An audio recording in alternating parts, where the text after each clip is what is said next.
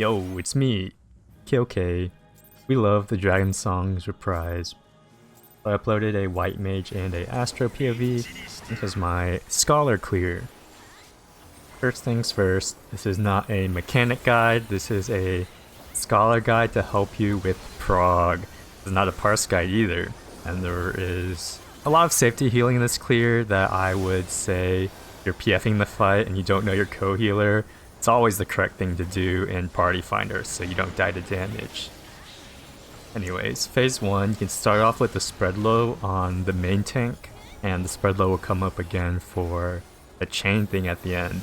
Phase 1, say this every video, it doesn't count for your parse. You can Giga safety overheal as much as you want, and you're still going to meet the DPS check just fine. Go ahead and sucker every single raid wide, you're going to be fine.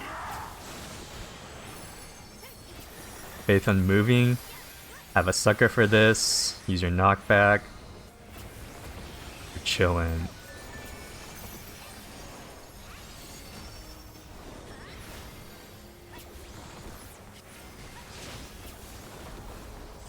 Throughout phase 1, you can flex your Fey Loom or Seraph to wherever it's comfy for you. I Seraph the Protean spreads at the start, and I Fey Loom the knockback.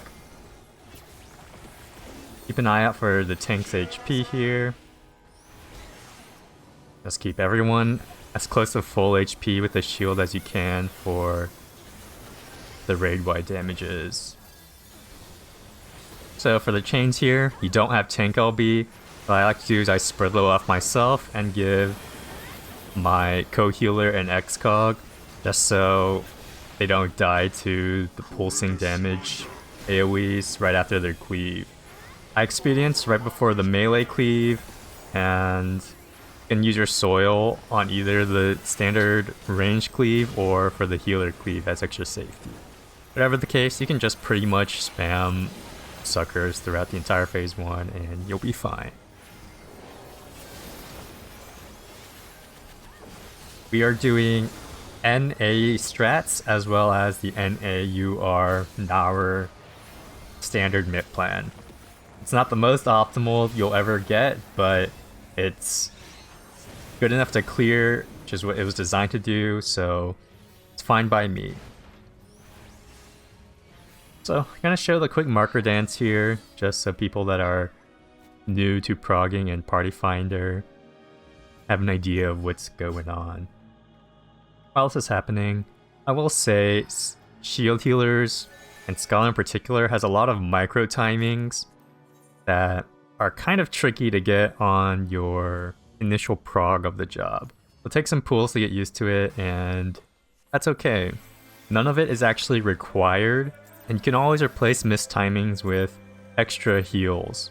Scholar has actually a lot of backup mitt, like Fey Eloom is kind of your flex extra mitt in case you mess something up. You can use that as a backup whenever you want. Same thing with Seraph. It's not actually strictly required to Seraph anything, and if you're uncomfortable with your current timings, you can flex Seraph and Fey Loom to wherever you're still learning and trying to get the timings down. There's no shame in that while you're progging the job. Anyways, here we go, phase 2. As a Scholar, you should start off by recitation, X-cogging your main tank. If it's a warrior, it won't really do much, but it's free, so you might as well for the sanctity spread low. Throughout this fight, I ruin a lot on Scholar. Yes, it's a potency loss compared to Broil, but I don't believe in greeting casts, and you're just playing for a clear. My expedience after the dodges happen, it lets people run to their tower a little bit more safer. I soil right before the tanks take their tether. I also use the second Seraph charge for the Ancient Quagga, and it replaces a sucker. So for Sanctity, you should be using your spread low on the first or second slash here. Due to the current Dawntrail kill times, sometimes kill phase 2 really fast, which makes the spread low timing tight at the phase 3 transition. You also want to heal your light party here after the initial hit. Timings between group 1 and group 2 are slightly different, but for group 2 you can prep your sucker half a second after the vine boom sound happens, like you see here.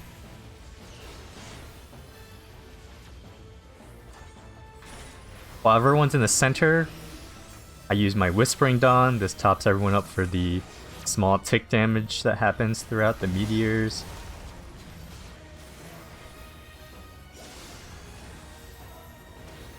And the end of meteors, this soil timing is actually pretty hard.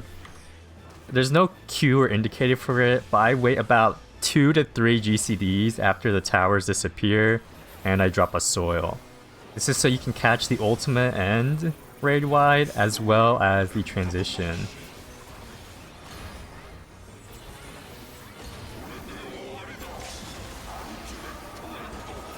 So right here, we killed Thornton really fast, and due to the timings, our spread low and our soil is up, which keeps us alive.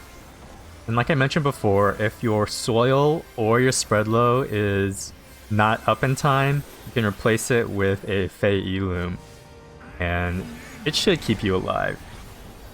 Not having an Astro also makes things a bit more tight, but I believe in you, you'll get the timing down. For the first stack, I use my Fey Eloom and 1 charge of Seraph, as well as a sucker for the stack.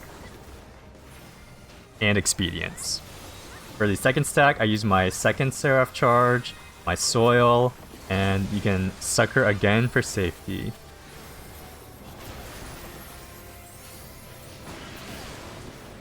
The sucker helps out if you're missing a rep or a feint, or people aren't topped off. And safety suckering is always a good thing in Prague.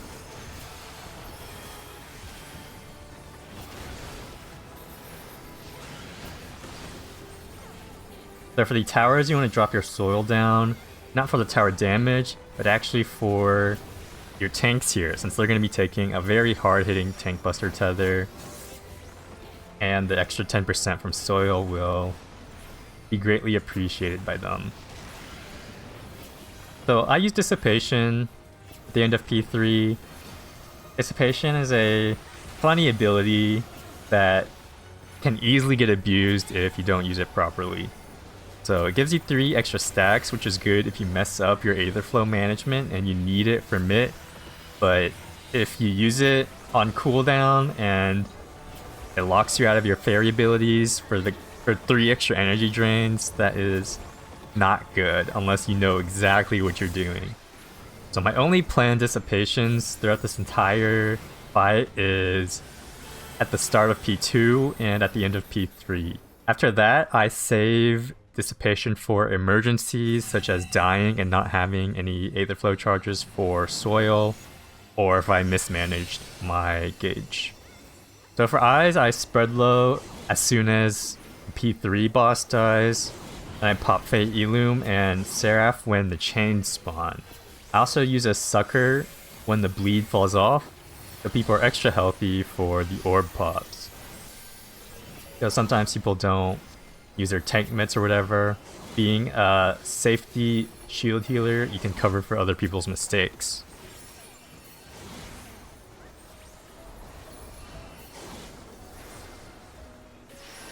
For the Mirage dives, I start everyone off with a sucker, and I use a soil for the first dive that lasts for most of the dives.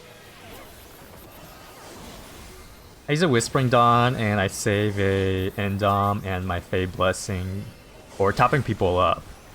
And of course, you can also sucker extra as well for the dives.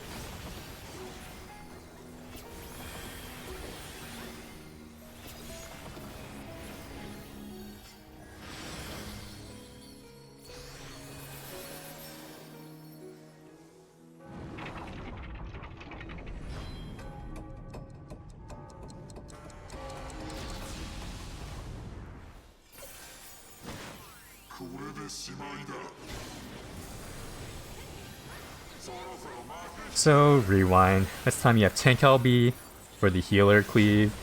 Start with a spread low off myself. After the healer cleave, I use my expedients for the melee cleave.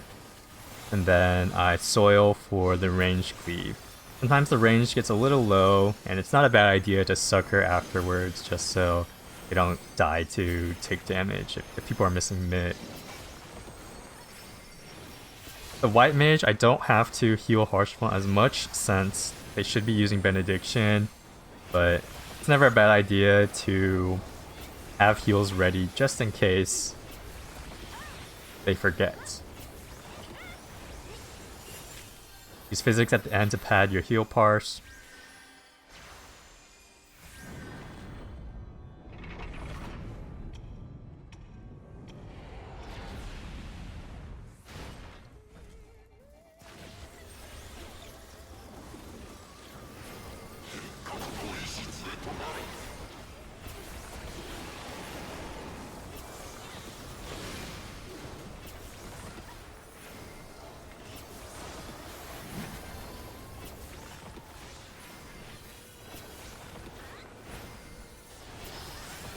So for Wrath, I use Fate, Illume, Seraph, and Spreadlow here.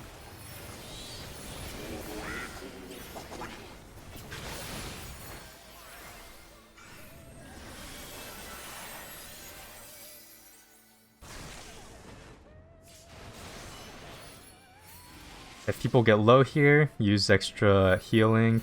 You can use a Lustrate to top them off.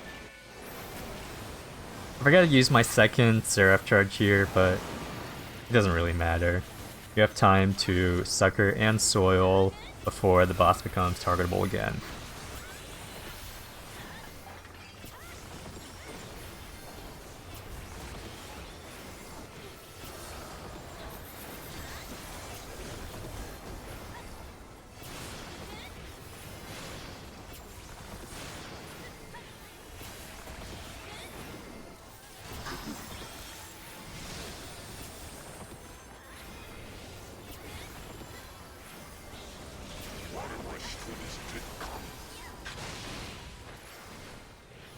So, off, I get a Doom.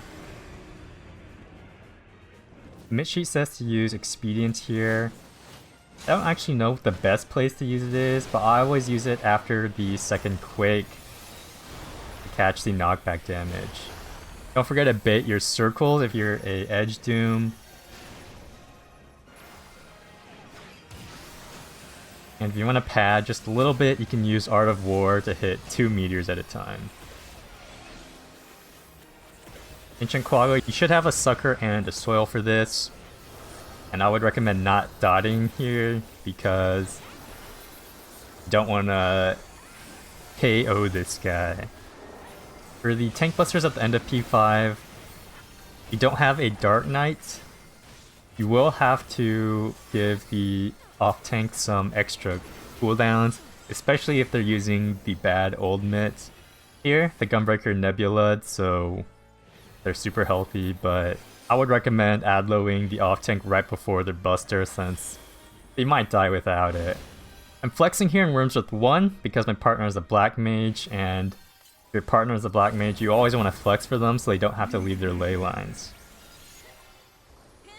But if you're not flexing Worms with 1, you always stand in the bottom right triangle. So the timings for P6 are pretty tight. What I do is I dot the first dragon and drop a soil down.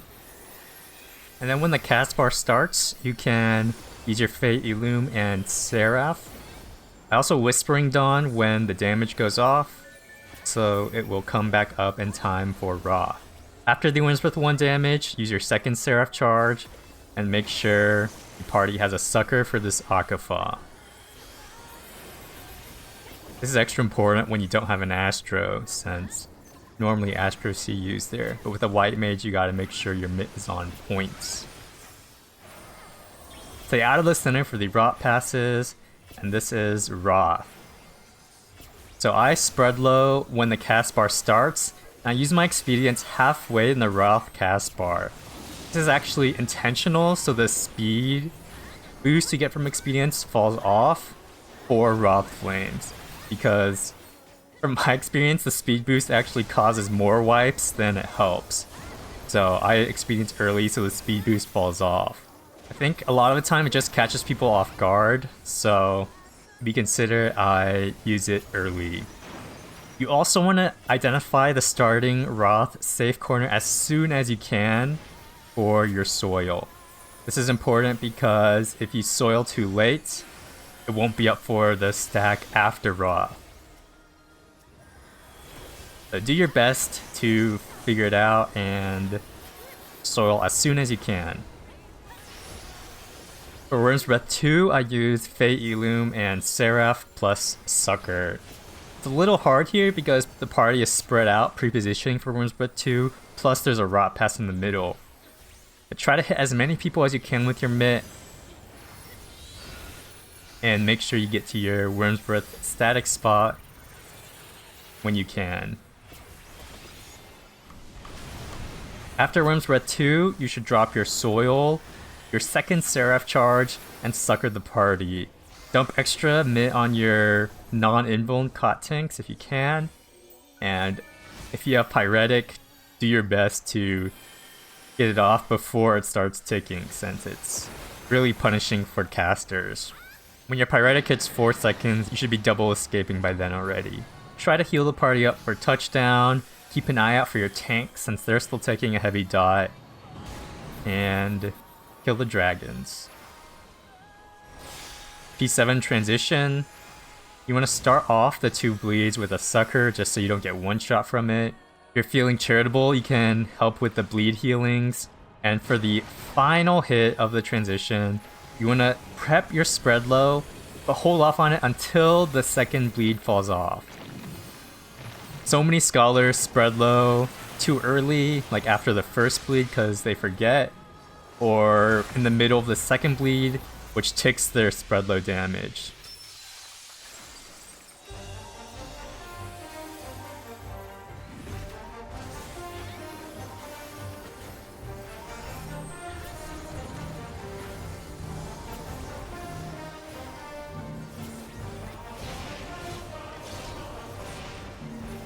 For the Exit Flare autos, you want to soil when the second auto attack happens.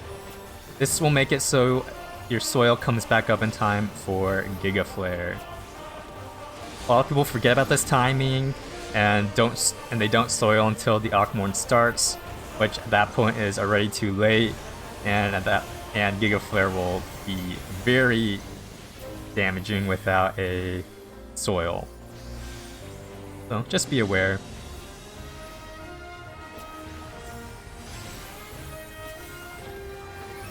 I Expedience plus Seraph the first Giga Flare, and you can flex Fey Eloom to either Aquan 1 or Giga Flare. Both are fine.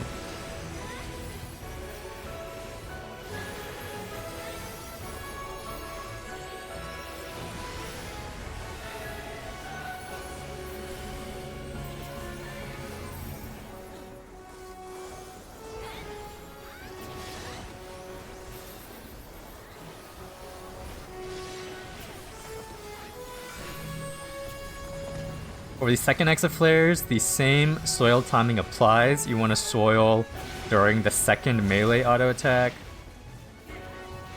If you don't know your co-healer, you should pretty much be spamming Sucker throughout all of the Ogmorns, because your 2 extra broils probably won't make a difference, while the Suckers might actually save your pull.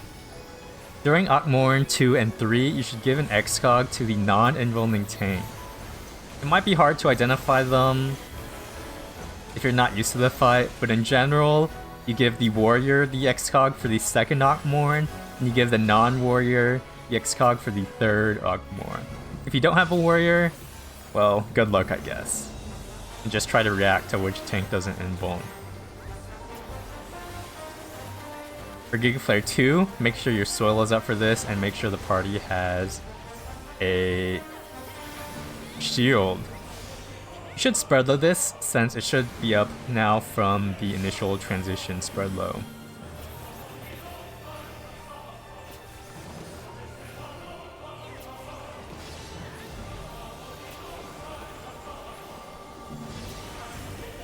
Finally, the third exit flares.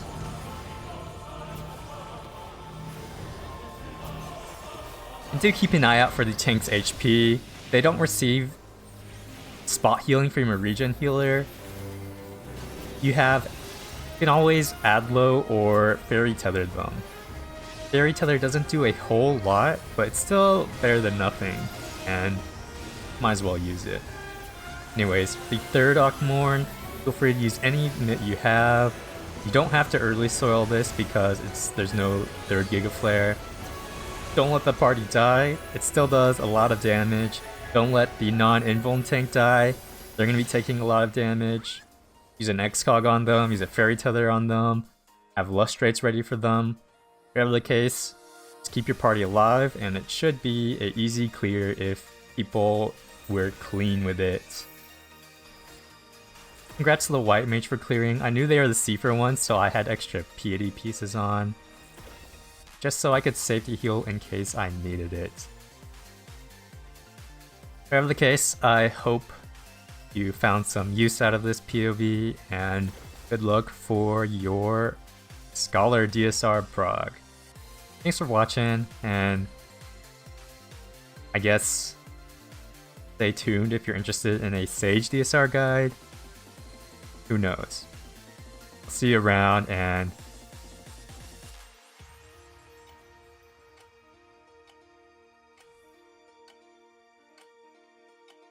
please subscribe, I need it so badly.